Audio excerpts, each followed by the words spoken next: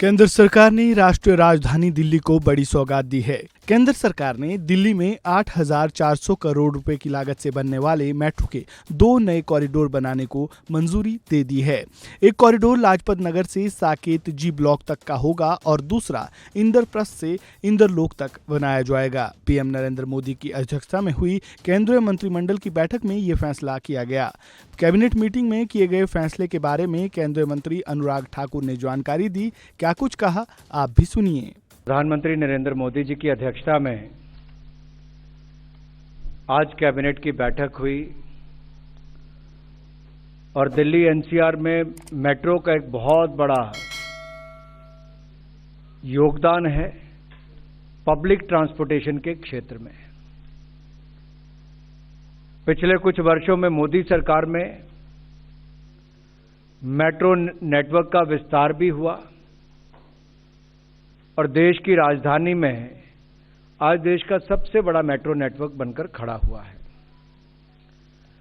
945 kilometre का metro network आज देश में है और 919 किलोमीटर की मेट्रो लाइंस अंडर कंस्ट्रक्शन है, जो आज काम चल रहा है। मुझे कहते हुए प्रसन्नता है कि आज 2 नए कॉरिडोर्स को अनुमति मिली है, जिनके ऊपर 8400 करोड़ रुपया व्यय होगा।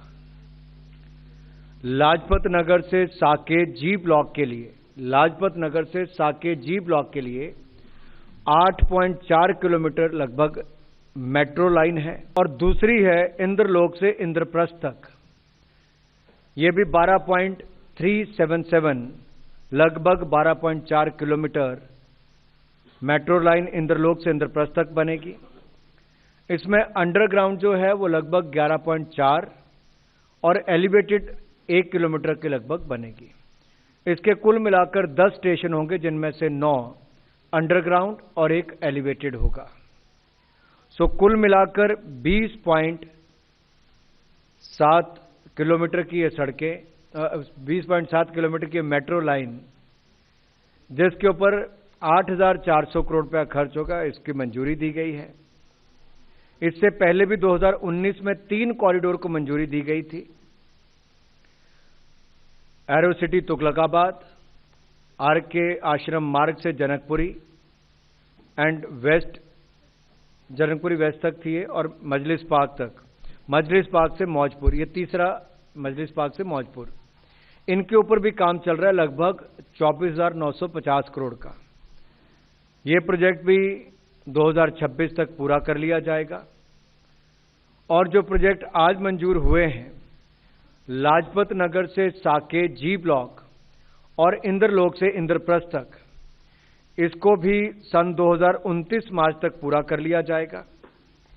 इससे ट्रैफिक कंजेशन और पोल्यूशन में कमी आएगी, फॉसिल फ्यूल की बचत होगी, यानी कि विदेश से फॉसिल फ्यूल नहीं लाना पड़ेगा, कम लाना पड़ेगा। नागरिकों के यातायात में समय की बचत होगी और सुविधा भी मिलेगी और ट्रैवल कॉस्ट, जो खर्चा आता है, उसमें भी काफी कमी आएगी। कुल मिलाकर ईज ऑफ लिविंग इससे बढ़ने वाला है। ये जो मेट्रो कॉरिडोर है, ये भारत सरकार और यूटी सरकार की एक ज्वाइंट वेंचर कंपनी डीएमआरसी के माध्यम से किया जाएगा। इन 2 कॉरिडोर्स के निर्माण पर आने वाले 8400 करोड़ रुपए के ऊपर, इसमें से 1,547 करोड़ रुपया भारत सरकार खर्च करेगी। 4,309 करोड़ रुपया जायका का लोन इस्तेमाल किया जाएगा।